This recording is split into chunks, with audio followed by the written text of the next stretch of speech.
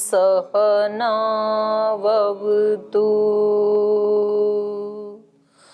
सहनौ भुनक्तु सह वीर्यं करवावहै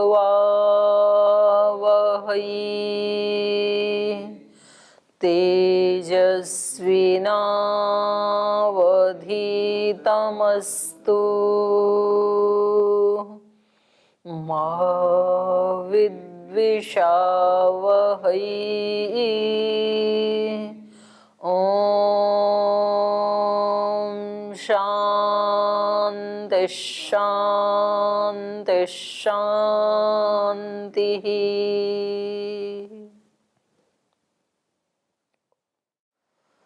न्याय दर्शन के द्वितीय अध्याय का प्रथमान्हिक चल रहा है और प्रत्यक्ष प्रमाण की परीक्षा चल रही है।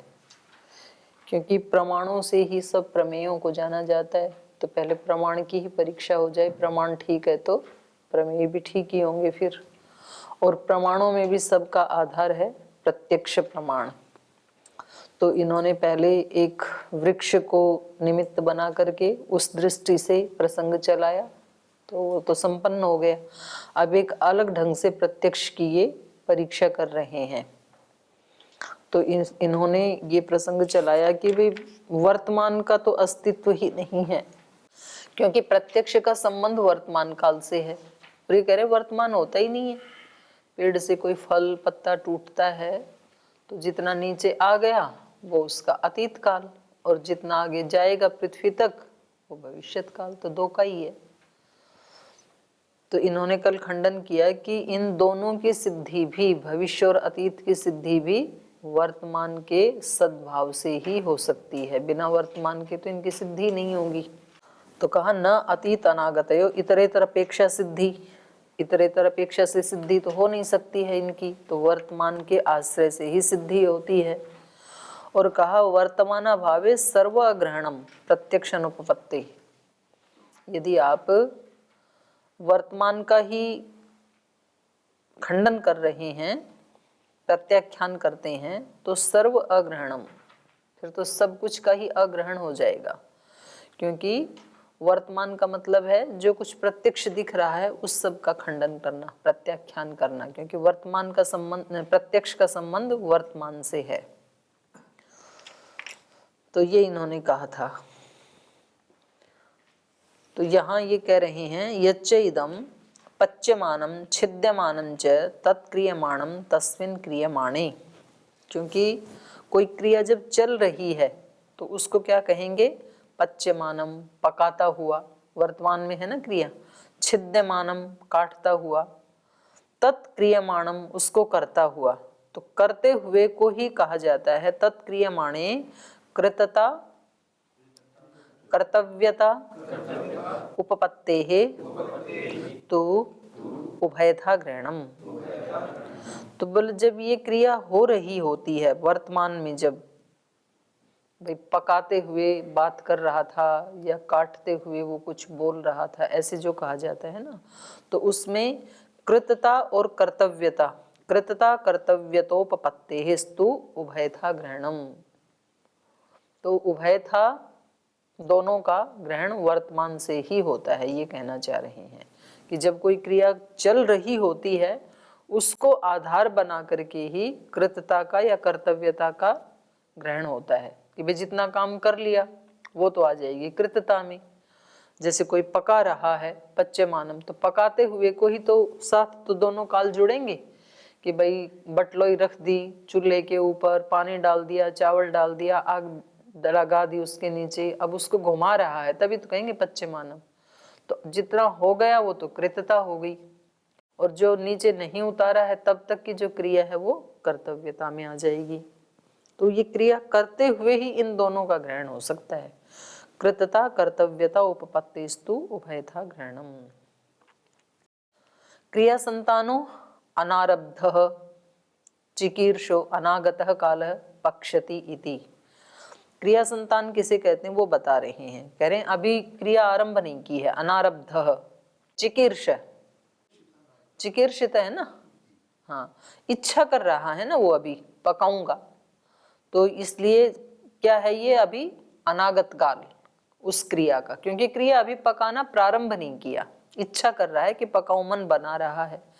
तो कह रहे हैं अनागत काल है, पक्ष्यति इति, पकाएगा। भाई अभी ये व्यक्ति मन बना रहा है, पकाएगा, संकल्प लिया, इच्छा कर रहा है अभी कि आज क्या बना लें, तो शुरू नहीं हुई ना। और प्रयोजनावसान क्रिया संतानो उपरम, जब उसका प्रयोजन का अवसान हो जाता है, माने जो प्रयोजन था पकाने का वो पका लिया, उसका अवसान हो गया, उसका उपरम हो गया क्रिया संतान का, तो इसको कहेंगे अतीत काल, अपाक्षित इति, उसने पका लिया। तो कहा आरब्ध क्रिया संतानो वर्तमान काल पचति इति, क्रिया का जो प्रारंभ किया है और क्रिया संतान चल रही है, इसको तो कहेंगे वर्तमान काल, कहेंगे पचति, पका रहा है ये व्यक्ति। तत्र या उपरता सा कृतता, और जब वो क्रिया हो गई तो उसको कहेंगे कृतता, माने पका लिया। या चिकीर्षिता सा कर्तव्यता, और प्रारंभ में जो वो इच्छा कर रहा था पकाऊं, तो ये क्या है कर्तव्यता, माने भविष्यत काल। या विद्यमाना सा क्रियमाणता, और अब जो क्रिया चल रही है, विद्यमान है, उसको कहेंगे क्रियमाणता, माने वर्तमान काल। तदेवं क्रिया संतानस्थ त्रैकाल्य समाहार पचति पच्यते इति वर्तमान ग्रहणेन गृह्यते। तो इस प्रकार से ये जो क्रिया संतान का होना त्रैकाल्य समाहार है, जो वर्तमान में क्रिया चल रही है उसमें ही त्रिकाल का समाहार है, उसी में स्थित हैं ये दोनों काल भी। उसी को कहेंगे पचति, जो पका रहा है, या तो पच्यते आत्मनेपद में हो जाएगा, पचति पच्यते इति वर्तमान ग्रहणेन गृह्यते। तो ये दोनों तो वर्तमान काल के ग्रहण से गृहीत होते हैं। क्रिया संतानस्य ही अत्र अविच्छेद विधीयते। तो यहाँ पर जब हम कहते हैं पचति या पच्यते, तो यहाँ पर क्रिया संतान का विच्छेद नहीं हो रहा, चल रही है क्रिया। न आरंभो न उपरम इति, ना तो उसका आरंभ कहा जा रहा है, ना तो उसका उपरम कहा जा रहा है, इन दोनों से अतिरिक्त वो अविच्छेद रूप से चल रही है सतत। सो अयम उभय था वर्तमानो गृह्यते। तो कह रहे हैं दोनों ही प्रकार से यहाँ पर वर्तमान का ग्रहण होता है। अपवृक्तो व्यपवृक्तश्च अतीत अनागताभ्याम, ये जो वर्तमान का ग्रहण है ये दोनों प्रकार से हो रहा है। कैसे? अपवृक्त रहितता से भी, और व्यपवृक्तश्च अपवृक्तश्च अतीत अनागताभ्याम, अतीत और अनागत से रहित है, अतीत और अनागत से सहित है। उभय था सो अयम उभय था वर्तमानो गृह्यते। वर्तमान काल ना दोनों प्रकार से गृहीत होता है, अतीत अनागत से रहित भी गृहीत होता है और अतीत अनागत से युक्त भी गृहीत होता है। रहित वाला तो बस क्रिया हो रही है और हमारी विवक्षा नहीं है कहने की, तो हम कहेंगे पचति, तो इसका मतलब बस केवल इस क्रिया का ही वो वक्ता कथन करना चाह रहा है, अतीत अनागत का नहीं करना चाह रहा है। और यदि विवक्षा होगी तो हम वर्तमान भावे वर्तमान वद्वा, तो उसका भी हम कथन कर सकते हैं इसी से ही। तो ये दोनों प्रकार से इसका ग्रहण होता है, अतीत अनागत से युक्त भी होता है वर्तमान का ग्रहण, और अतीत अनागत से रहित भी होता है। अपवृक्त व्यपवृक्तश्च अतीत अनागताभ्याम वर्तमानो गृह्यते, उभयथा गृह्यते। स्थिति व्यंग्यो विद्यते द्रव्यम इति, क्योंकि ये जो पदार्थ की सत्ता है उससे भी ये अभिव्यक्त होता है वर्तमान। स्थिति व्यंग्य, स्थिति मतलब कोई दिख रहा है ना, सत्ता वाला रखा है कोई पदार्थ। स्थिति व्यंग्यो विद्यते द्रव्यम इति, तो किसी द्रव्य की स्थिति से भी ये वर्तमान व्यंग्य होता है। क्रिया संतान अविच्छेदाद अभिधायी च त्रैकाल्यान्वित पचति छिन्नति इति, और क्रिया संतान का अविच्छेदा अभिधायी माने उसको सतत कहने वाला, क्रिया संतान का जहाँ विच्छेद नहीं हुआ है, चल रही है, उसको कहने वाला होता है। त्रैकाल्य अन्वित, और 3 काल से अन्वित होता है ये वर्तमान काल। तो जब हम कहते हैं पचती, छिनत्ती, ये वर्तमान काल है। तो इसमें क्या हो रहा है, क्रिया चल रही है, क्रिया संतान का विच्छेद नहीं हुआ, अविच्छेद को कहने वाला है ये। और जब हमारी विवक्षा होगी तो जितनी क्रिया हो चुकी वो तो अतीत में आ जाएगी, और जितनी क्रिया अभी बाकी है वो भविष्य में आ जाएगी। अन्यश्च प्रत्यासत्ति प्रभृते अर्थस्य विवक्षायाम तद अभिधायी बहु प्रकारो लोकेषु उत्प्रेक्षितव्य। और कह रहे हैं अन्यश्च प्रत्यासत्ति प्रभृते, प्रत्यासत्ति माने सामीप्य काल को कहने के लिए, प्रत्यासत्ति प्रभृते अर्थस्य विवक्षायाम, वर्तमान के जो प्रत्यासत्ति जो समीप वाले जो काल होते हैं उसको भी कहने की विवक्षा में तद अभिधायी, ये वर्तमान उनको भी कहने वाला होता है। तो बहु प्रकारों लोकेषु उत्प्रेक्षितव्य, तो बहुत प्रकार से लोक में ऐसे देखा ही जाता है। जैसे किसी व्यक्ति से कहें कि भाई कब आए, बोले आ ही रहा हूँ, बस आ ही रहा हूँ, मतलब नजदीक अतीत में, मतलब 5-7 मिनट हुई होंगी उसको आए हुए। तो ये नहीं कहा कि मैं इतनी देर पहले आया, बस आ ही रहा हूँ, अभी आके खड़ा ही हुआ। तो ये अतीत को कह रहा है ये काल, वर्तमान काल। और जब कोई किसी को कहेंगे जी कब जाओगे, बोल बस जा ही रहा हूँ, तो गया तो नहीं ना, अभी खड़ा है अभी तो उसको कहने के लिए भी वर्तमान काल का प्रयोग होता है। वर्तमान सामीप्य वर्तमानवत्वाश्च अध्याय का सूत्र है। तस्माद अस्ति वर्तमान काल, इसलिए वर्तमान काल का तो ग्रहण करना ही पड़ेगा, नहीं तो ये सारे ही लोक संसार का ही लोप होने लगेगा अगर वर्तमान को नहीं मानेंगे तो। और इन दोनों का अस्तित्व वर्तमान से ही है। और वास्तव में तो आज भी मैंने बताया ना रामायण की कक्षा में कि अस्तित्व वाला तो केवल वर्तमान काल ही है। ये दोनों अस्तित्वहीन हैं, लेकिन व्यवहार के लिए हमें प्रयोग करने होते हैं। इति औपाधातिकः वर्तमान परीक्षा सहित अनुमान परीक्षा प्रकरणम। हाँ, तो ये तो अनुमान की परीक्षा चल रही थी।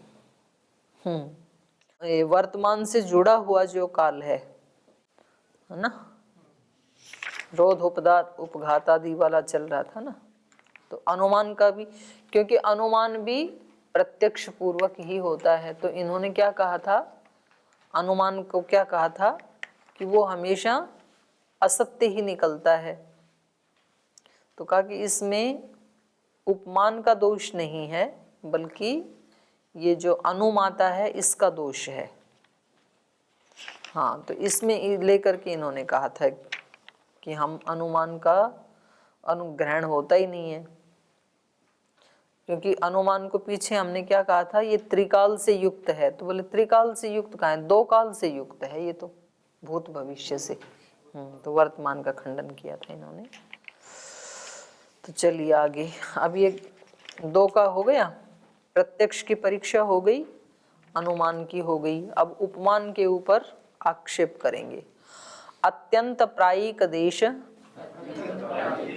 साधर्म्यात् उपमाना सिद्धि ही। कह रहे हैं देखो, उपमान की सिद्धि करने के लिए इन्होंने क्या कहा था, प्रसिद्ध साधर्म्यात् साध्य साधनम उपमानम। प्रसिद्ध साधर्म्य को लेकर के साध्य का जो साधक होता है उसको उपमान कहते हैं।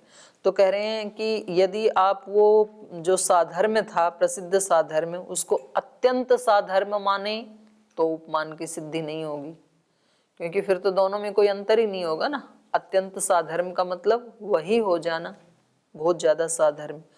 और प्राय माने आप साधर्म्य उसमें किंचित, तो जैसे सींग पूंछ आदि को लेकर के यथा गो तथैव गवय ऐसे कहा था ना। तो बोले थोड़ा प्राय तो उसको साधर्म्य को लेकर के यदि कहो तो भी सिद्धि नहीं होगी, क्योंकि ये सींग आदि ये तो सभी प्राणियों में होते हैं, केवल गो और गवय में ही थोड़ी होते हैं, तो भी सिद्धि नहीं होगी। अत्यंत साधर्म्य को लेकर के सिद्ध करना चाहें तो सिद्धि नहीं होगी, सामान्य धर्म को लेकर के सिद्ध करना चाहें तो सिद्धि नहीं होगी। एक देश साधर्म्यात, या किसी एक देश को लेकर के आप सिद्ध करना चाहें तो भी सिद्धि नहीं होगी, क्योंकि एक देश का मतलब होता है किंचित साधर्म्य। तो किंचित साधर्म्य तो सभी प्राणियों में मिल ही जाता है, कम से कम सत्ता का तो मिल ही जाएगा साधर्म्य, सभी प्राणी हैं। तो तीन ही तो हो सकते हैं साधर्म्य के पैमाने, या तो अत्यंत साधर्म्य होगा, या तो प्राय साधर्म्य होगा थोड़ा सा, या फिर कहीं एक देश में कहीं थोड़ी साधर्म्यता होगी। तीन के अलावा और कोई चौथा तो रास्ता है नहीं। तो तीनों ही प्रकार से उपमान की सिद्धि नहीं हो सकती है। अत्यंत साधर्म्यात उपमानम न सिद्ध्यति, अत्यंत साधर्म्य से भी उपमान की सिद्धि नहीं होती है। क्यों नहीं होगी? न चैवम भवति यथा गौ एवं गौः इति। अत्यंत साधर्म्य कहाँ देखा जाएगा? दो गायों में। तो कह रहे हैं ऐसे तो कहा नहीं जाता है कि जैसे गाय होती है वैसी ही गाय होती है, ऐसे थोड़ी प्रयोग किया जाता है। तो ये उपमान की सिद्धि तो नहीं होगी। न चैवम भवति यथा गौ एवं गौ इति। और प्राय साधर्म्यात उपमानम न सिद्ध्यति, और कह रहे हैं प्राय साधर्म्य से माने प्रायिक धर्म को लेकर के, सींग पूंछ आदि को लेकर के उपमानम न सिद्ध्यति, तो भी उपमान की सिद्धि नहीं होगी। नहीं भवति यथा अनड्वान एवं महिष इति, जैसा बैल होता है वैसी भैंस होती है, ऐसा तो नहीं कहा जाता, क्योंकि बैल को भी क्या होते हैं? सींग पूंछ आदि, चार पैर आदि। भैंस को भी चार पैर सींग पूंछ आदि होते हैं। तो ये भी साधर्म्य नहीं बनेगा, प्रायिक भी। तो यहाँ भी उपमान की सिद्धि नहीं हुई। एक देश साधर्म्यात उपमानम न सिद्ध्यति, और एक देश के साधर्म्य को लेकर के भी उपमान की सिद्धि नहीं होती है। न ही सर्वेण सर्वम उपमीयते इति, क्योंकि एक देश का साधर्म्य तो सभी में ही मिल जाता है, तो सबसे सब की सिद्धि तो नहीं होती है ना, कि किसी भी चीज को लेकर के और किसी भी चीज की सिद्धि कर दें। तो ये तीन ही रास्ते थे, तो इनमें तीनों में तो आपका ये लक्षण घटित नहीं होगा। तो जो आपने उपमान का लक्षण बनाया वो आपका ठीक नहीं है। उत्तर दे रहे हैं, प्रसिद्ध साधर्म्यात उपमान सिद्धे यथोक्त दोषानुपपत्ति ही। बोले हमने इन तीनों में से किसी का भी ग्रहण किया ही नहीं। वहां पर हमने जो लक्षण बनाया उसमें किसका ग्रहण किया है? प्रसिद्ध साधर्म्यात, प्रसिद्ध साधर्म्य को लेकर के। प्रसिद्ध साधर्म्यात उपमान सिद्धे है, प्रसिद्ध साधर्म्य से उपमान की सिद्धि होने के कारण यथोक्त दोषानुपपत्ति ही, जो आपने दोष गिनाए हैं ये दोष आएंगे ही नहीं। न साधर्म्यस्य कृत्स्न प्राय अल्प भावम आश्रित्य उपमानम प्रवर्तते। बोले ये जो साधर्म्य है, ना तो ये संपूर्णता को लेकर के हमने कहा, और न तो प्राय लेकर के कहा, और न तो अल्प भाव को, एक देश को लेकर के कहा। इन तीनों में से किसी को भी आश्रय करके उपमानम न प्रवर्तते, उपमान की प्रवृत्ति नहीं होती है। किम तर्हि, तो कैसे होती है? प्रसिद्ध साधर्म्यात साध्य साधन भावम आश्रित्य प्रवर्तते। प्रसिद्ध धर्म को लेकर के साध्य का साधन भाव बनता है उपमान, वहां उसकी प्रवृत्ति होती है। यत्र च एतद् अस्ति न तत्र उपमानम प्रतिषेद्धुम शक्यम, और जहाँ प्रसिद्ध साधर्म्य होता है वहाँ आप उसका प्रतिषेध नहीं कर सकते हैं उपमान का, वहाँ तो उपमान होगा ही। यथा गो तथा गवय, तस्माद यथोक्त दोषो नोपपद्यते इति। इसलिए ये तो आपने जो दोष दिखाई ये तो कोई दोष नहीं है। तो ये तो खंडित हो गया इसका पूर्व पक्षी का कहना। तो अब ये दूसरे ढंग से खंडन कर रहे हैं, कह रहे हैं अस्तु तर्हि उपमानम अनुमानम। बोले ठीक है चलो, तो भी उपमान को अलग से एक प्रमाण मानने की कोई आवश्यकता नहीं है। उपमान क्या है? अनुमान ही है। अनुमान में क्या होता है? लिंग को देख के लिंगी का ज्ञान होता है। यहाँ भी लिंग को देख करके लिंगी का ज्ञान हो रहा है। तो कोई व्यक्ति जंगल से गांव में आया तो उसने पूछा कि आप वहां रहते हो तो ये गवय कैसा होता है? बोले सामने आपकी गाय खड़ी ना, ऐसा ही होता है। तो इसको देख के उसका ज्ञान हो रहा है ना इस व्यक्ति को, तो ये तो अनुमान ही है एक तरह से। प्रत्यक्षेण अप्रत्यक्ष सिद्धेः। तो अनुमान में भी यही होता है, प्रत्यक्ष जो लिंग दिखाई देता है उससे अप्रत्यक्ष अग्नि आदि लिंगी का ज्ञान होता है, ऐसे ही उपमान में होता है। तो वैसे वहां पर तो 3 ही प्रमाण माने हैं ना सांख्य योग में तो उन्होंने उपमान नहीं माना, तो लगभग हो जाता है इसका। तो कह रहे हैं यथा धूमेन प्रत्यक्षेण अप्रत्यक्षस्य वह्ने ग्रहणम अनुमानम एवं गवा प्रत्यक्षेण अप्रत्यक्षस्य गवयस्य ग्रहणम इति नेदम अनुमानम अनुमानात् विशिष्यते।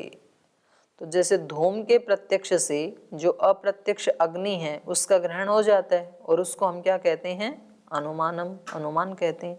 एवं इसी प्रकार यहाँ पर गवा प्रत्यक्षेण गाय के प्रत्यक्ष से अप्रत्यक्षस्य गवयस्य जो अप्रत्यक्ष नील गाय है गवय है उसका ग्रहण हो जाता है।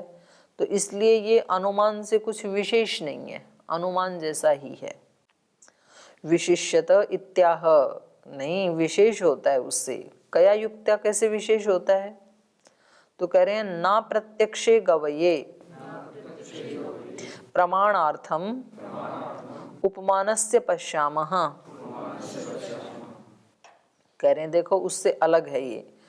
जैसे अप्रत्यक्षे गवये, गवय के अप्रत्यक्ष होने पर न प्रमाणार्थम उपमानस्य पश्यामः, प्रमाण के लिए वहां उपमान को हम नहीं देखते हैं। मतलब जैसे आग के अप्रत्यक्ष रहने पर धूम से उसकी सिद्धि हो जाती है, वैसे गवय के अप्रत्यक्ष रहने पर उसकी सिद्धि नहीं होगी।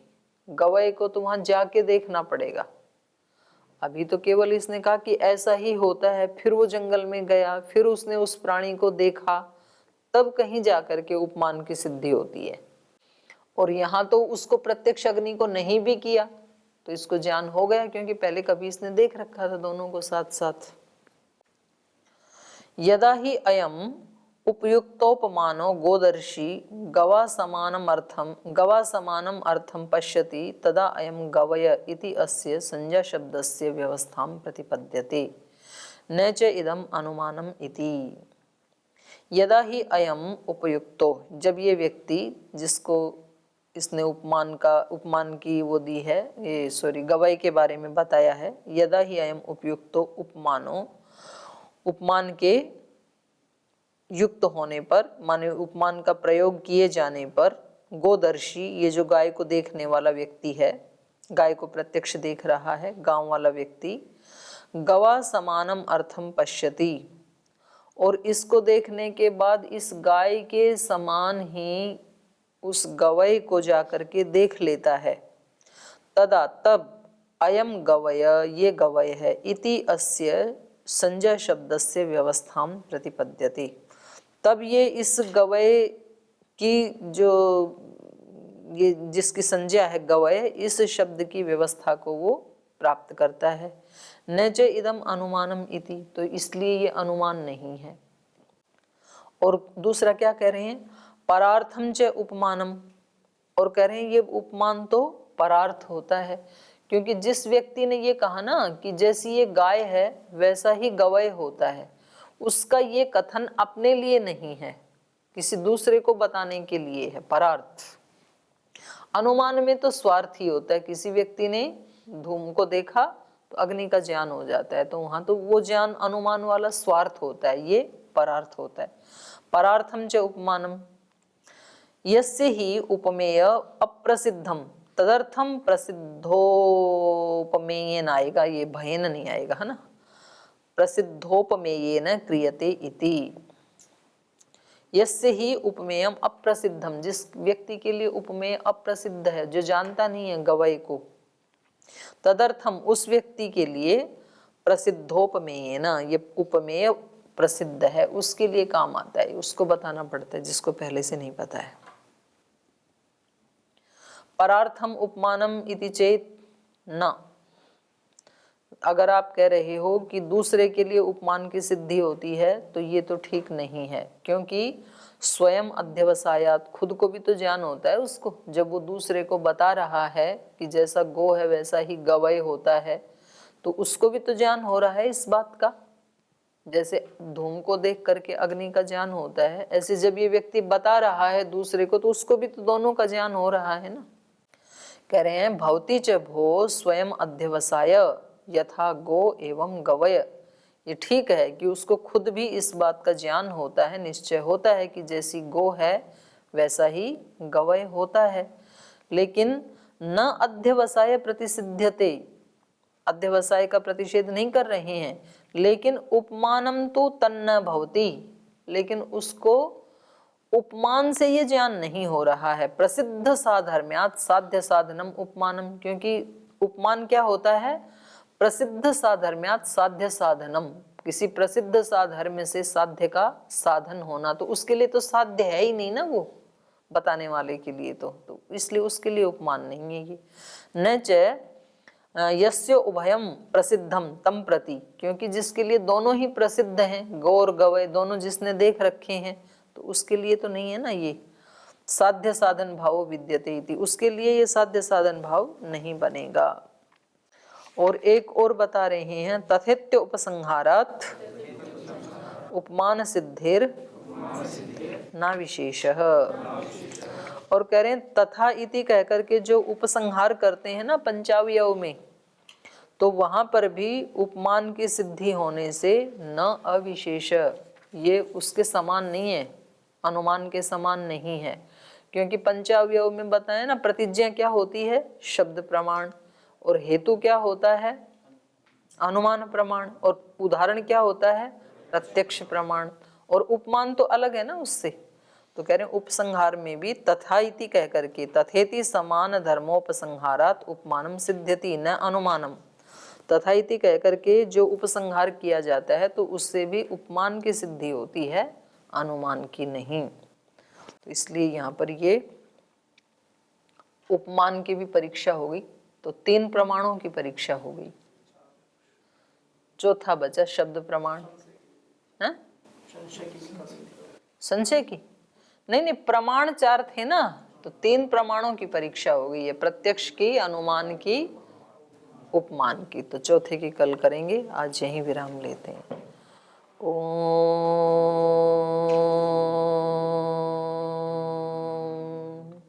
शांति शांति शांति।